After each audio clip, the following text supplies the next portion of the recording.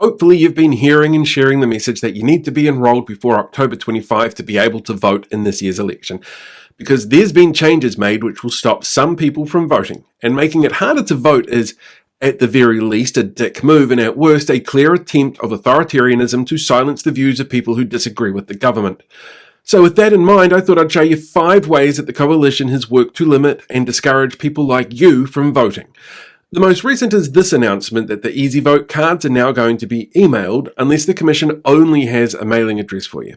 In part, this is because the Postal Service is so threadbare now it's difficult to ensure with the short time frame between October 4, the cut-off day to be enrolled and get a card, and October 26, the day early voting starts, that you'd actually get the documents, which make it easier for voting station staff to find your details when you vote.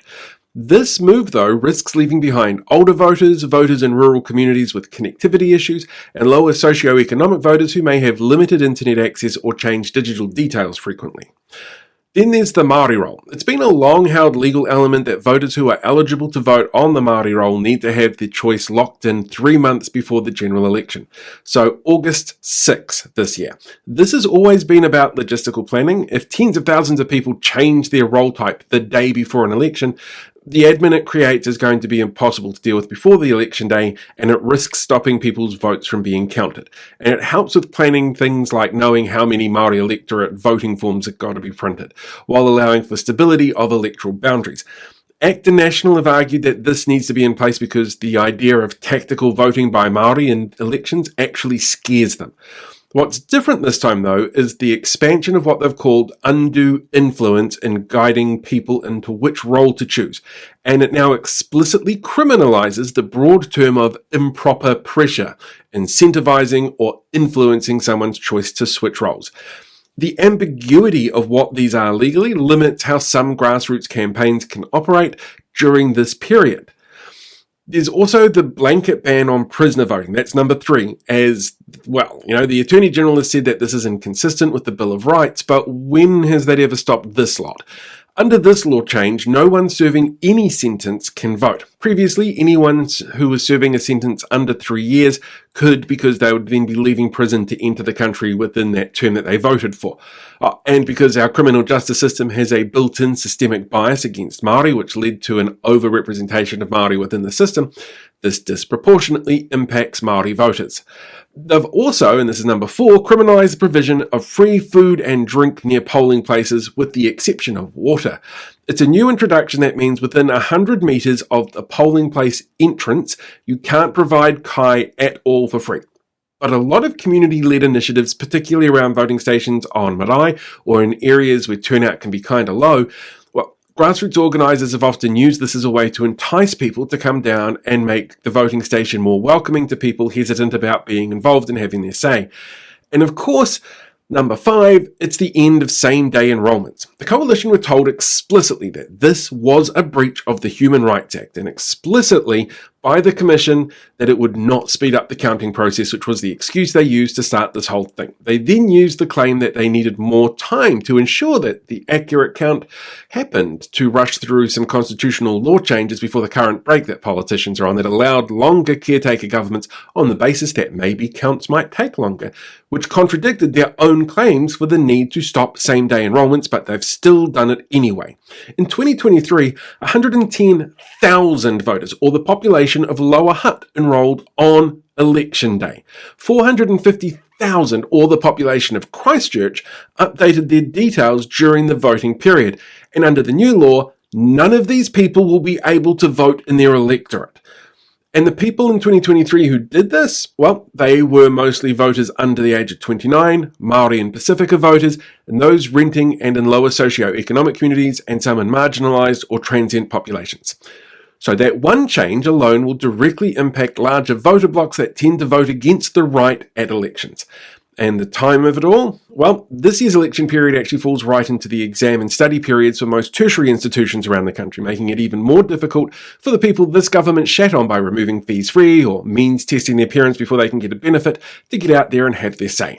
So, as I said to you at the beginning, Hopefully you've been hearing and sharing the message that you need to be enrolled before October 25 to be able to vote in this year's election, because there's been changes made which will stop some people from voting, and making it harder to vote is at the very least a dick move, and at the worst, well, an authoritarian stance that's clearly there to attempt to silence views of people who disagree with the government.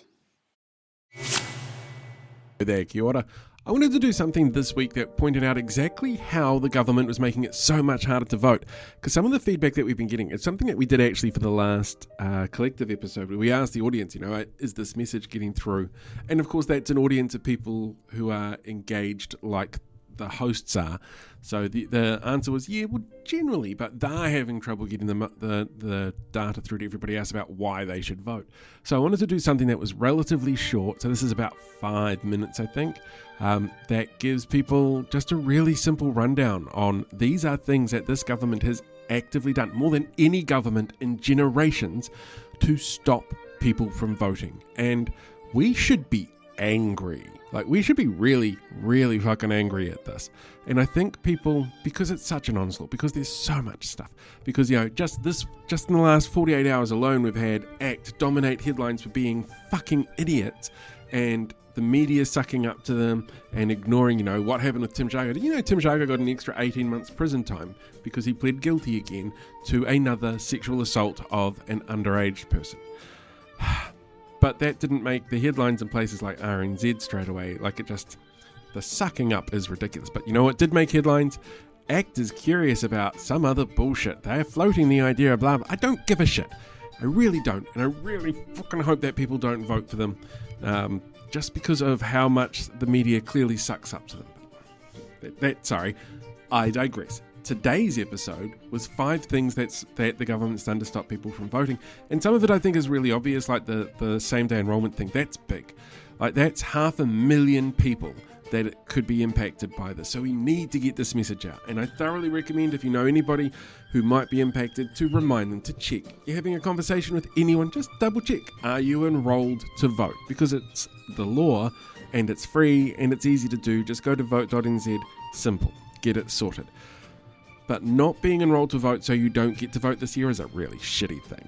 Not being able to give out things like food and drink, that's also a really shitty thing. What if you got like a screaming kid who's there with their parents while the parents are off to vote, and you're like, here, have a lollipop. Nope, can't do that now. That's against the rules. And it's really clearly designed to impact Maori in many ways. That one about food, for example, there's a lot of voting places that I know of where it's on a marae, and so there'll be like a hangi that's involved to, make sure that the kuia, the kaumātua who come down to vote, they're sustained. They're standing in line in the heat, it's quite clearly a shitty thing to do. They're all shitty things to do, and this government just does shitty things constantly. So I wanted to try and do something that highlighted that. We'll see how it goes. Thursday's always a difficult... Friday. Oh yeah, Friday. Friday's always a difficult one to know how something's going to play. Believe it or not, I do check these things. And of course, Friday is also the day that I make this week's The News, so I've got that mostly written up. We'll see what else I can add to it in the morning. But it's just been a very long time, long day. And I know I've got to make content, and I know I've got to get stuff out, and I know the election's draining and exhausting. So I really hope that this is something that people feel like they can share. Yeah. And please, if you haven't already, go and check your enrolment details at vote.nz, because if you don't and they're not up to date, you don't get to vote. That's really fucking shitty. Right, until next time, ka kite anō. I'll catch you guys all later. Bye.